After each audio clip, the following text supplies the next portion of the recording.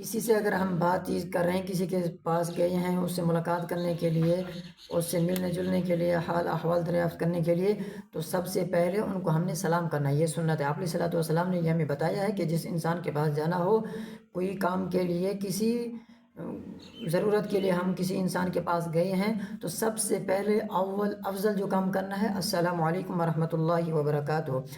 سلام کی کثرت کی وجہ سے ہماری نیکیاں بڑھتی رہیں گی۔ سلام کی کثرت کی وجہ سے ہماری نیکیاں بڑھتی رہیں گی، کیونکہ السلام علیکم ورحمۃ اللہ 10 نیکیاں، السلام علیکم 10 نیکیاں، ورحمۃ اللہ 10 نیکیاں، وبرکاتہ 10 نیکیاں، اور اس کے ساتھ حدیث پاک میں آتا ہے کہ مغفرتہ بھی 10 نیکیاں۔ مطلب کہ السلام علیکم ورحمۃ اللہ وبرکاتہ ومغفرتہ، تو ہمیں 40 نیکیاں مفت کی مل گئیں۔ تو نیکیاں ہماری بڑھ رہی ہیں، درجات بلند ہو رہے ہیں، ہمارے جو رجسٹر ہیں نیکیوں والے وہ ہمارے نیکیوں کی وجہ سے پر ہو رہی ہیں۔ فرشتے لکھ رہے ہیں نیکیاں، یہ سلام کر رہے ہیں، یہ فلاں کر رہے ہیں۔ جو انسان خوش کلامی کرے، سلام کو پھیلائے، لوگوں کو کھانا کھلائے، جنت اس کے لیے واجب ہے۔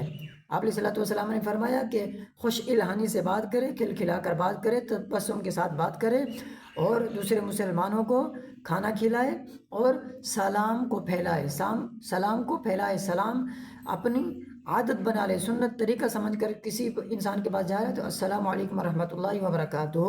ایک انسان خوش الہانی سے بات کرنے والا، دوسرا سلام کو عام کرنے والا، سلام کو زیادہ کرنے والا، تیسرا کیا، کھانا کھلانے والا۔ آپ علیہ الصلوۃ والسلام نے فرمایا کہ ان کے لیے جنت واجب ہے۔ سلام آپس کی محبت کا ذریعہ، جتنا ہم دوسرے انسان کے ساتھ سلام کریں گے، اگر کینہ ہے، بغض ہے، ہاں دلوں میں محبت نہیں ہے، الفت ختم ہو گئی ہے، اگر ہم اس کے ساتھ ملتے ہوئے، جاتے آتے ہوئے سلام کرتے رہیں گے، تو اللہ اس کے دل میں، ہماری ایک دوسرے کی دلوں میں محبت ڈال دیں گے۔ وہ کینہ، وہ جو دشمنی تھی، بغض آیا ہوا تھا، حسد آیا ہوا تھا، اللہ اس سلام کی برکت کی وجہ سے، سنت پر عمل کرنے کی وجہ سے اللہ اس کینے، بغض، یہ چیزوں، بری چیزوں کو نکال دیں گے۔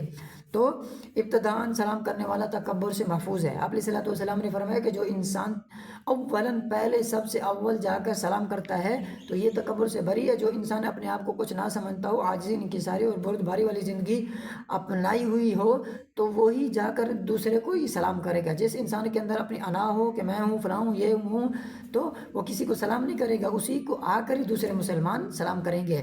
ہمارے کتنے بڑے بزرگ علماء ہیں، ہمارے خود بھی اساتذہ تھے کہ ہم کوشش کرتے کہ ان کو پہلے ہی سلام کرنا ہے، ہمیں بتایا کرتے تھے کہ یہ سلام کرنے والا تکبر سے بری ہے۔ تو ان چیزوں سے ہمیں فرمایا کرتے تھے کہ سلام پہل کرنے والا، لیکن ہم کوشش کرتے، اس کے باوجود بھی ہمارے اساتذہ ہم سے سلام کرنے سے پہلے وہ ہمیں سلام کر لیا کرتے تھے۔ اتنا شوق نیکیوں کا، صحابہ کرام کے بارے میں یہ باتیں آتی ہے، سلام کرنے کا اتنا شوق،